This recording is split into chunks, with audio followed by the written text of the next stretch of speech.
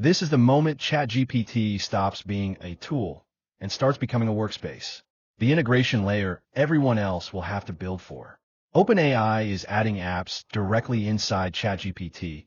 They're turning it into a place where users can use third-party services while chatting.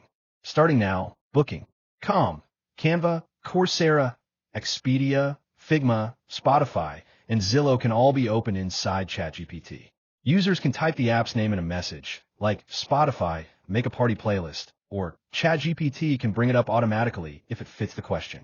The app's SDK runs on Model Context Protocol, which lets apps share data and actions safely with ChatGPT and show interactive user interface elements like playlists or maps inside the chat.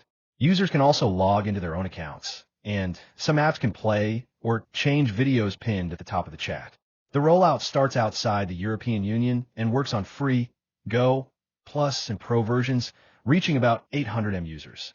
OpenAI later plans to let developers earn money through instant checkout, which supports direct purchases in ChatGPT.